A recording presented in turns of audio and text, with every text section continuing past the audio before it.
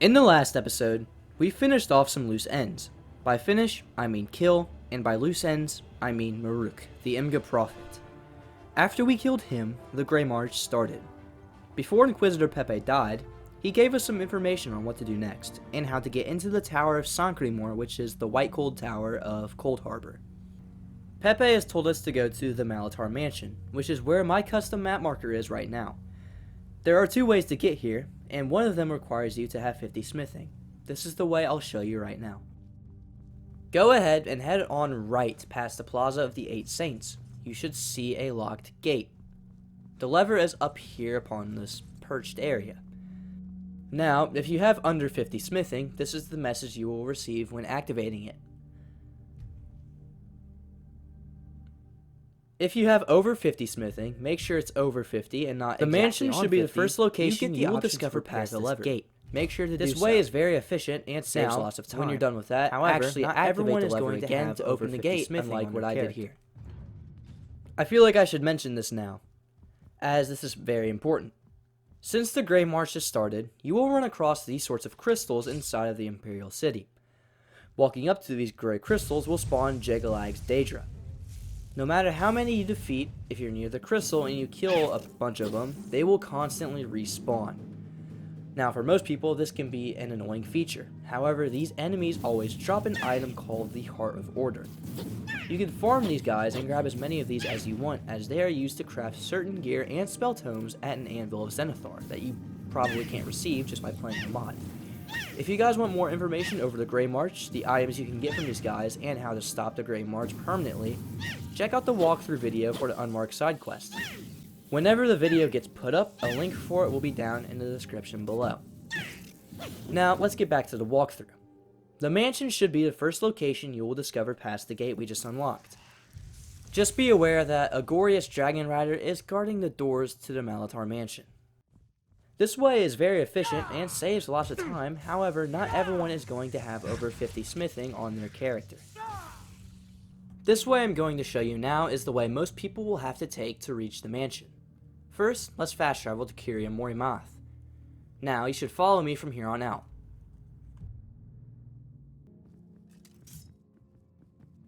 You will still run into these grey crystal sorts of things that will spawn Jagalag's Daedra. Like I mentioned before, these guys, you really can't take them out permanently, as when you take out some of them, they will respawn. So, yeah, just try to ignore them if you can, bait them away from the crystal, and kill them away. Defeating the Knights of Order also allows you to have a chance to obtain a Sword of Order, which I will also go over those categories and tiers of swords in the Greymarch video.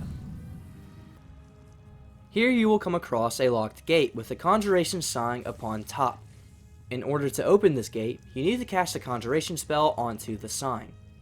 Don't worry, if you don't have a conjuration spell you can cast, Sir Gregory has you here. Make sure to loot this Dibella statue and take the Bound Bow spell tome.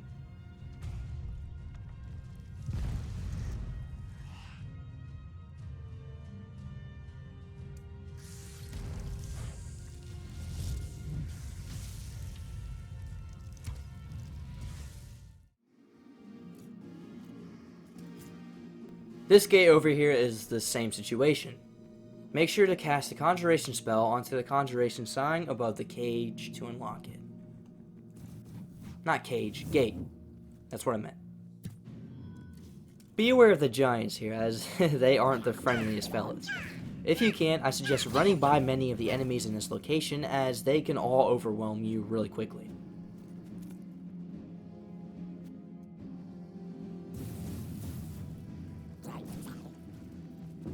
Here we have another one of these gates, but this time we need to cast an alteration spell on the sign above.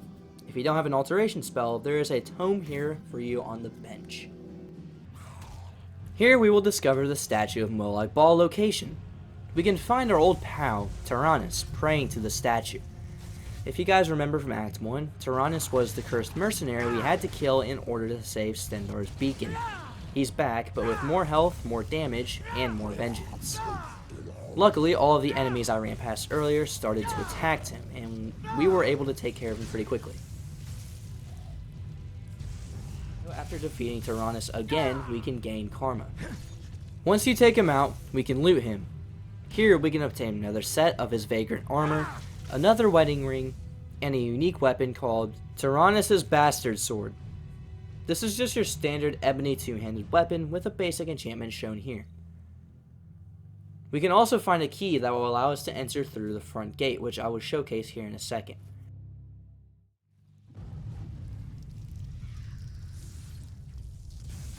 Over here we can also find a spell tome that will allow us to open the next locked gate. Use this spell if you don't have any other illusion spells to open it. And like I mentioned before, using the key we got for Taranis will open the Alessia entrance plaza door.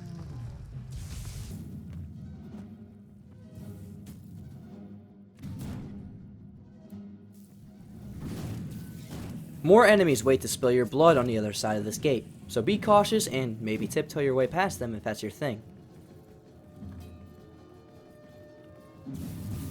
Now right here, we have a gate locked by a destruction spell. Every Skyrim character starts off with a flame spell, so just use that to open the gate if you don't have any other destruction spell. Now go ahead and walk through Narfiend's Court, as this area is part of a side quest. And go ahead and use your flames on the other gate, and now we are one step closer to arriving to the Malatar Mansion. Just like I mentioned before, the same Glorious Dragon Rider Knight will be guarding the mansion entrance. Now once you clear out any enemies that are annoying you, we can head on inside the mansion. Go ahead and make a save before you do so.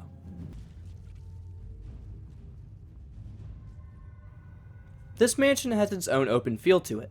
I personally don't think living here would be great, as it feels more like a maze than anything, but hey, the Mad King Dro'zel seems to love it here. Walk up and talk to him. Oh, this again. That barge is here again. Once his dialogue finishes, he will become hostile. It will only take one hit to defeat him, however. Notice how I say defeat, as he isn't truly dead yet. Once you brutally decapitate him like I did, make sure to loot his ashes, as you can get a free copy and ruby circlet out of it, along with some fine clothes. You're not singing. You're raising your fist. Once Juliet's done showcasing his love to you, thy Romeo, he will spawn bone wheels out to attack you. The gate will open in the process, allowing you to advance once you take these pests out. For now, follow me until we reach another point of interest.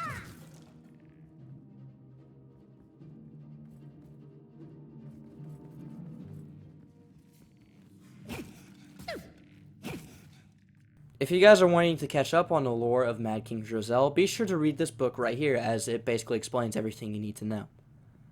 Now, once we head through this door, we will encounter the Mad King again. As per usual, when he's done rambling about whatever nonsense he is talking about, he will summon Shambles to attack you. These are a step up from the run-of-the-mill bone wheels we just fought, so be prepared to take 3 of the Shambles on.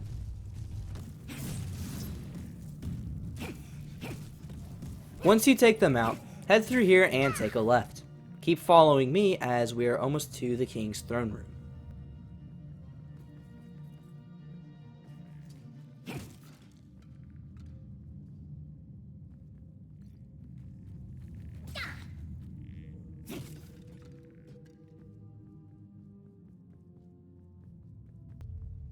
Here in the King's throne room, the King will ramble, the King will summon a Shambles Lord, the King will disappear, you know the drill. Make sure to take out the little bone storms that are also going to be a nuisance.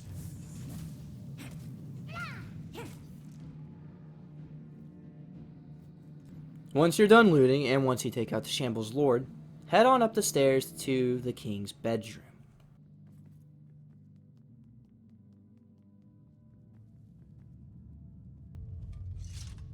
When you walk in the room, you should get a message saying that the Eye of Maruk is reacting to something. We'll go over that here in a second. First, we need to kill the Mad King for good.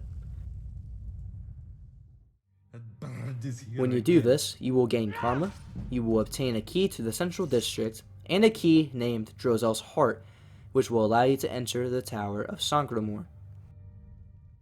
We still need to loot his body, as we can find a Bone of Junal and the gold cat ring here.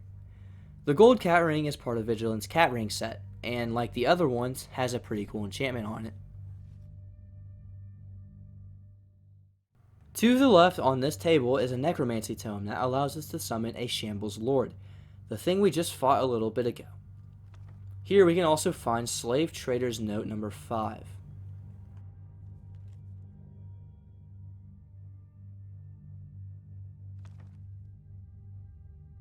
Now, you'd think we're done here, but in reality we aren't. Here we can actually activate the skeleton on this bed. Doing so will take us into a dream.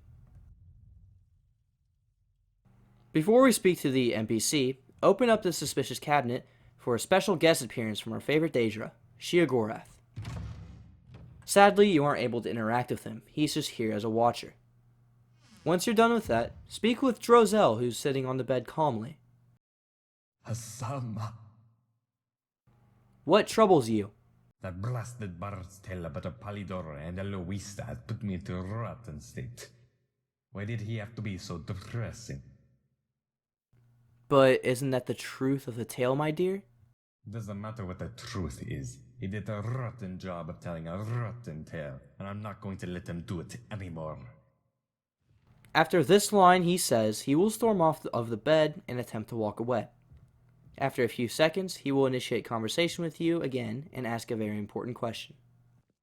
At Bard, where did they say he was from again? Here we have two choices. The bad choice is what actually happened in real events, and choosing it will make us lose karma. The good choice, however, is what the good outcome of the situation could have been, and will give you karma points for choosing it. First, I'll showcase the bad option. My husband, what are you going to do?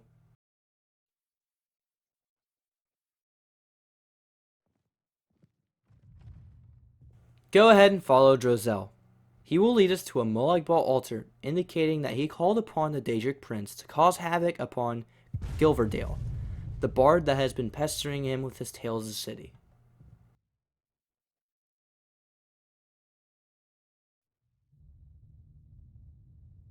Now, I'll showcase what you should say if you want to gain karma. Yes, you are right. Then let us go to bed. A good night's rest, and even the rest always loses its horror. That would be best. Yes, indeed. Choosing the right choices in these dreams can help you gain karma to change what ending you get to Vigilant, so be sure to be on the lookout for these. Okay, one more thing before we go. Be sure to loot the body of Hasaama, as we can find an Ash of St. Sard on her body. Now we need to track back to head back on outside. More enemies have spawned since we defeated the Mad King, so be sure to take them out on your way back.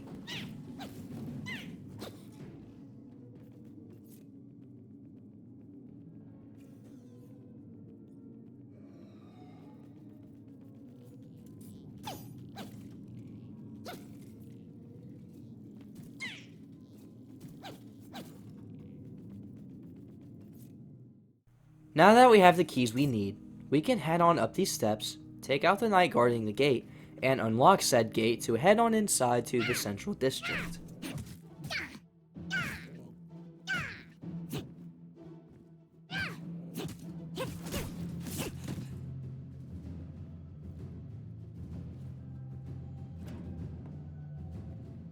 From this gate, head right, and you will come across a portal being guarded by 2 Daedra and some scamps.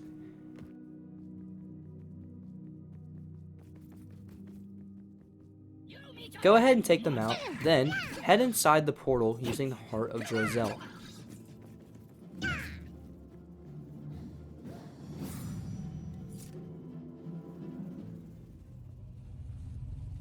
A few scamps are in the entrance area, but one thing that may pique your interest is the ghost of Inquisitor Pepe himself. You can speak to him if you want, but it's not necessary to advance anything. In order to advance, we need to head up these stairs, take out this Daedra guarding the door, and head through said door to the Sancremor Ceysel.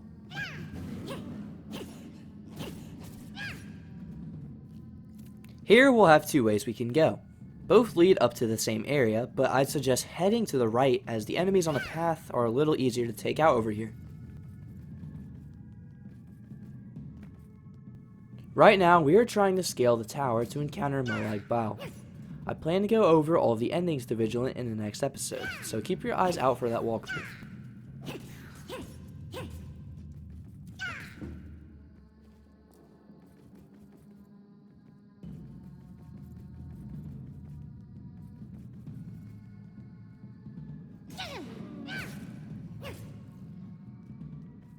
Once we get to this big room, we'll encounter some more Army of Order Daedra. We can honestly just run past them as they will keep spawning indefinitely even if we kill them. We need to head over to this gate and activate this Blood Curse rune, which will act as an elevator. Once you eventually reach the top, follow me and head right again, as this time you don't even have the option to head left. This section of the mod is pretty simple and really doesn't need much commentary over. It's just a matter of defeating the enemies and climbing this tower to the very top.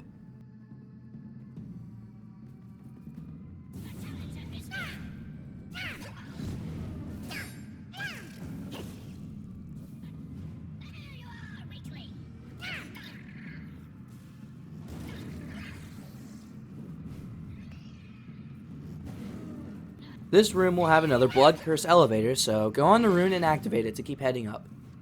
However, don't be like this guy.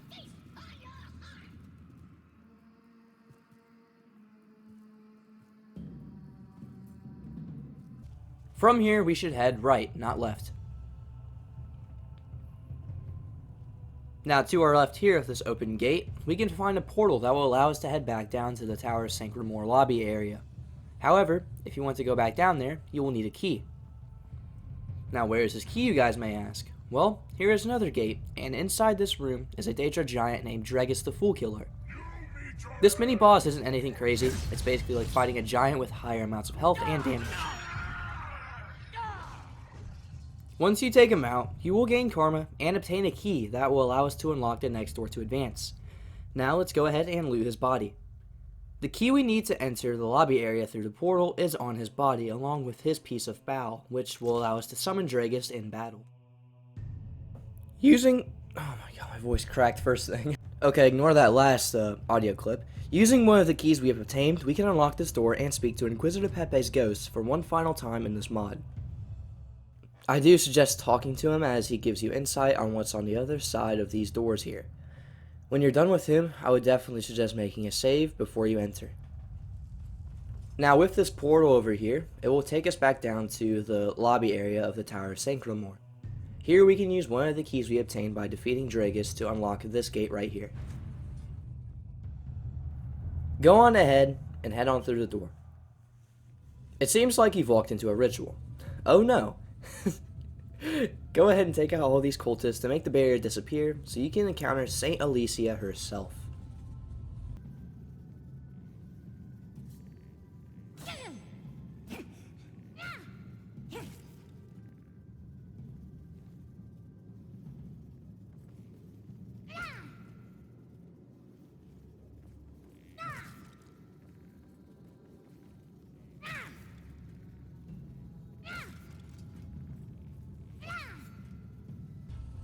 Once you take all the supplicants out, the first barrier should be gone. Take the steps down to talk to the true Saint Alessia. Well, not exactly. A Daedric guard named Deathbringer Volar will spawn, stating that he can't let you go any further. Volar can be pretty tricky to take down. He breathes out Daedric flames, he spawns tornadoes, and should I mention, he has a ginormous scythe as his weapon. Other than that, pretty much it. I mean, he has a good amount of health. He will do a good amount of damage. Just be careful not to be poked by that scythe. When you defeat him, he will say his final words, which we really don't care about. We will gain karma, and we will gain a key to the Sancremor and Ceysel. Let's go ahead and loot him. He has two items of significance on him. First, we can actually use his Daedric Scythe as a weapon. Then we have his piece of Bal, allowing us to summon Volar for our own purposes. I would suggest either saving or quick saving here, as we are actually about to be thrown into another boss fight, so make sure you're prepared before you walk up to Saint Alessia. Run away! Quickly! Before the wolf arrives! Just a heads up, you will gain karma for Alessia dying here in a second. Laza of Order. We meet again. Same as the other fight in Malatar, Laza will come down from the skies, killing anyone in his path. His attack patterns are primarily the same, but he does a lot more damage and has a good amount of health, so be aware of that. You will not be able to flee the arena, as Laza will summon wind to block you in, so you need to stay in this area. It's a pretty big area to fight him in, so there's no worries there. Laza will dual wield 2 swords, and during his attacks he can summon Greymarch crystals that will do damage to you on the ground. Whenever he power attacks, swords will come out from his other swords and fly towards you at a rapid pace. This fight is one of the final boss fights you may come across in Vigilant, and is certainly no easy one. I hope you saved before you walked up to Alessia. Once you finally defeat Laza, you will gain karma. Laza of Order has a lot of loot on him, so let's go ahead and check it out. First, we have the Beacon of Order, another item that will give off light when equipped. It allows you to increase your shock resistance when equipped by 10%. Next, we have a Core of Order, which acts as a spell tome. When used, it will allow you to summon using a conjuration spell, Laza, with his twin swords for your combat purposes. This is the first Core of Order we've come across in the main quest walkthroughs, but if you're interested on where to find more, check out the Greymarch video walkthrough. Now we have Laza's armor set. Every piece has a display in the Dragonmore Museum, and is probably one of the cooler armor sets of the mod. Here we have an Old Kind Feather. This is one of the many consumable items from Vigilant that will give you a stat increase when used like a potion. Consuming this one will increase your carry weight by 10 points. And finally, we have the Sword of Stone Pursuer. This sword will do more damage depending on your player level. Before we end the walkthrough, we can find one more artifact. Walk back up to St. Alessia's body. Her head will be perched in front of her decapitated body. However, we can pick up the head and equip it, which will allow us to take 50% less damage from dragons and Aedra. Here I strongly state this. Make a save before you enter the Sancremor Nagasel. Depending on how much karma you have, which can be checked using the Eye of Maruk, your ending will vary. If you have below 50 karma and you don't want the worst ending, but you didn't make a save before you activate it, that's not a good thing. Just make sure you have over 50 karma before you insert Add a Bal into this set right here, or else you will be stuck with the worst ending. I'll go over all of the important information in the ending video, so don't worry.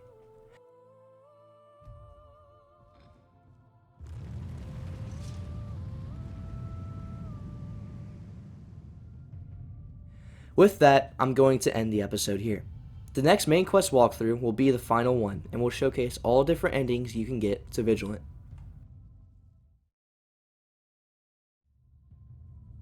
Taranis' Bastard Sword is your typical ebony two-handed weapon.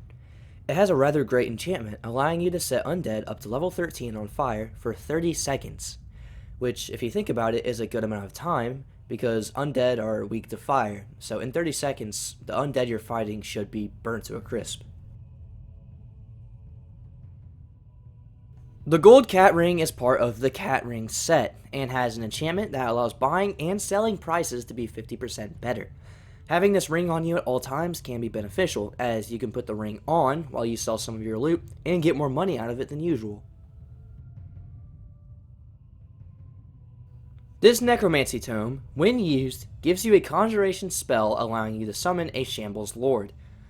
These guys are basically glass cannons. They can do great amounts of damage, but can be easy to take down when enemies surround them.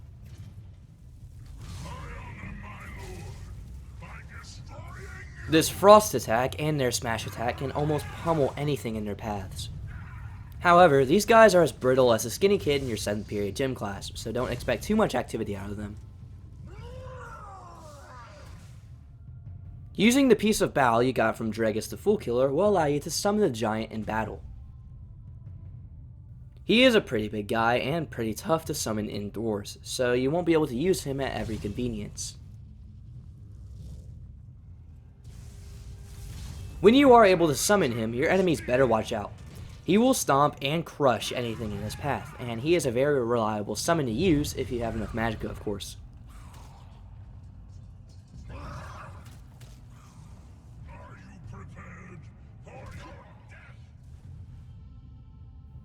The Daedric Scythe has a unique look, but no unique enchantment. However, it does have a weapon art. When you equip the Daedric Scythe, the weapon art will automatically be equipped, and when used will allow you to spin slash, which causes a powerful Daedric wave to spawn. Wherever you're aiming at before you use the power, the wave will end up traveling in that direction. Look at my crosshair for reference.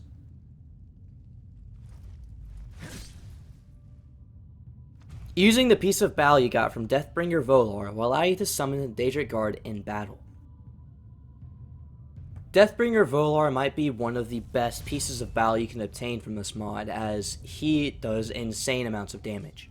If he has enemies like swarming him, he will probably kill all of them within seconds.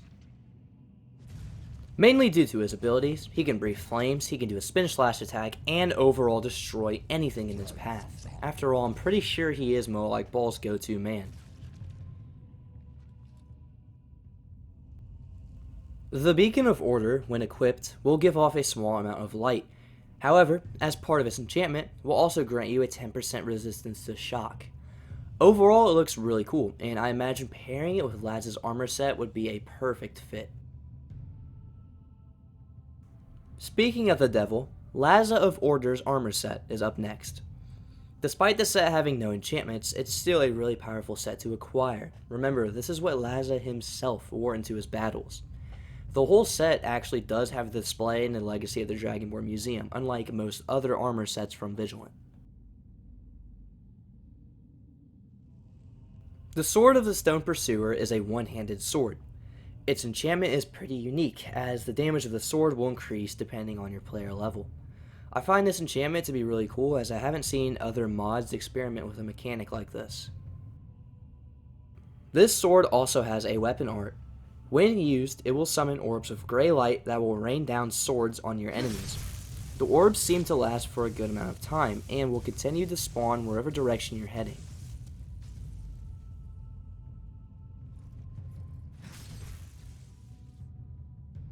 Here we have a Core of Order, which acts like a piece of Bal but for Greymarch enemies.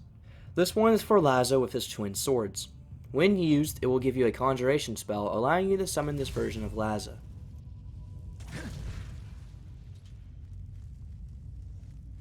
Obviously, Laza is going to be overpowered. What else were you thinking? He's dual wielding two swords, he's as fast as lightning, he shoots swords at his enemies like he did against you, and he will dash towards his enemies, dealing big amounts of damage when the dash lands. He will also summon Greymarch crystals on the ground, dealing any damage to an enemy who walks through it. For the last item, we have the head of Saint Alessia herself. When equipped, he will gain a 50% damage reduction against dragons and Aedra. Be sure to have this equipped when fighting the following: